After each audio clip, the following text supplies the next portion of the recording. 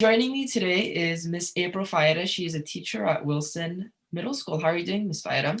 Hi, I'm doing well. Thank you for having us here, No Vache. problem.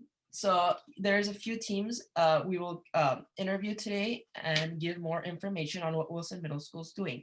So here we have Wilson's news team, and this is the first news team of Wilson during distance learning. So we have Lula, Maria, Angelica, Erica, Kwan, and Max. So I wanted to ask you, news team, can you guys give an update? What are you guys currently working on? When I make these videos, I try to pretend like I'm actually doing a real video for like for a city or a country, which is when I do that, it motivates me to keep putting the suit on and setting up my desk properly and to get the good camera angle. Mm-hmm. Yeah. About my broadcast is like new things that I learned is like how to like properly like have like a nice setup for when I film for the news team, like make sure there's like no background noise, make sure the camera angles are good and the lighting and just like the video quality, I guess. I feel like it's a really good environment because I do have like a lot of my friends there and it makes it more fun. So and I also like love doing it because it's also very fun. It just feels like I'm actually like on a news job. What's impressive is that these kids are not in the same room. They're not in the same place, but yet when you watch their newscast, you could see how they all somehow make it come together, whether they're doing it on their phones, their Verizon Chromebooks.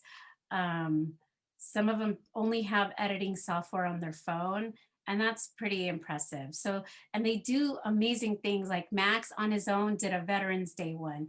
The kids on their own did a cyberbullying one, which I haven't posted. They did a community service one for the Glendale Humane Society. And it went from, okay, what, like week one, you asked how they've changed. It went from week one where I don't know if you saw it, but their first one that they posted, no one's face was showing. Maybe Max, that's it. To now they're all showing their face. So I know that some of them are shy, but it's so great how they are getting their voice out there and they're just practicing public speaking. So that's pretty great. Now we have the esports club team of Wilson. Miss Faieta, what is the esports club? Okay, so the esports club team is our club that our mission is to have kids find a safe place to play after school, meet new kids because they haven't been on campus yet. And they just play video games, and we try to keep it clean and safe. Marcus came up to me in the beginning of the year and asked me if I would be the sponsor, and I said yes. And this is the team that makes up the esports team. So Malik and Marcus are like co-presidents. Cohen, Balaji, Lucas are like co-vice presidents, and then Narek helps. He just joined the esports club team to help us out. So Malik, did you want to say anything about the esports club team? Malik actually helps run it on the Thursday meetings. Go ahead, Malik.